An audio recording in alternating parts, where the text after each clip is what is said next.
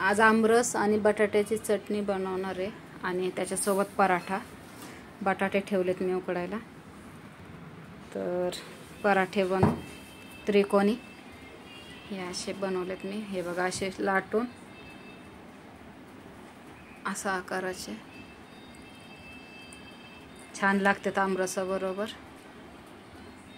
हे बघा असे लाटून घेतो मी. त्रिकोणी पराठे, आमरस आणि बटाट्याची चटणी एकदा नक्की बनवा तुम्ही.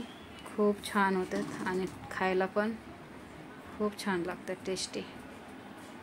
तर मन झालं तर खायला. आमरस आहे, आता आंब्याचे दिवस आहेत, तर चला आमरस बनवला आणि त्याच्यासोबत पराठे आणि बटाट्याची चटणी.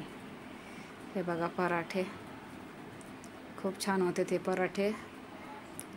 शेकून छान थोडंसं जास्त तेल लावून चहासोबत खा किंवा लोणचं असेल लोणच्यासोबत पण खूप छान लागतात. तर नक्की बनवा तुम्ही असे पराठे त्रिकोणी. हे बघा मी आमरसासोबत बनवलेत. चला आमरस बनवू. हे मी आंबे घेतलेत चांगले धुवून आणि वरचं साल्ट काढून. मिक्सरमध्ये करणार आहे डायरेक्ट आमरस. ते सगळं वरचं साल्ट काढून घेतलं आहे मी सोलून. असं मिक्सरमध्ये द्या टाकून सगळं काढून घेतलेलं आहे आंब्याचा पल्प.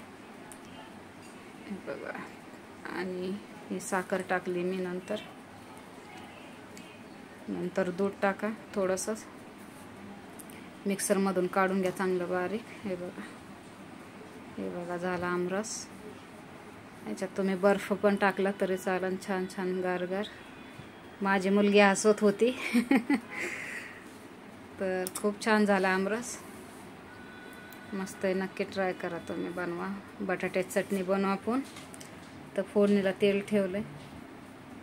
कढई, जिरा टाका, मोहरी आणि कढीपत्ता, थोडासा कांदा टाका. परतून घ्या छान. हे बटाटे कापून घेतलेत उकडलेले सोलून. हिरवी मिरची आणि लसूणची पेस्ट आहे वाटलेली. तर मी याच्यात टमाटर नाही टाकणार कारण आमरस पण आपला आंबट गोड आहे. तर मी बिना टमाटरचीच बनवलेली. हळद आणि मिरची पावडर आणि थोडीशी धनिया पावडर सगळं मिक्स करून घ्या. आणि कापलेले बटाटे आपले उकडलेले त्याच्यात द्या टाकून.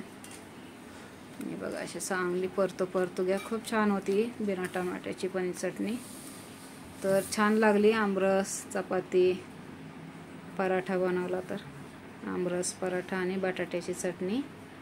त्या पद्धतीने बटाट्याची चटणी बनव, खूप छान लागते त्याच्यासोबत. आणि वरून कोथिंबीर, हिरवी मिरची वाटून टाकल्याने ना आणखीन चव येते भाजीला, लसूण आणि हिरवी मिरचीने.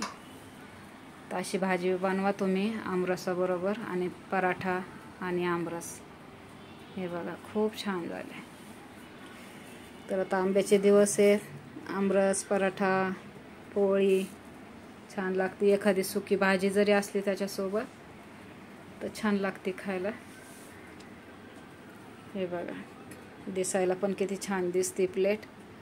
तर असं बनवलं मी. नक्की ट्राय करा आणि मला सांगा कमेंटमध्ये. बाय.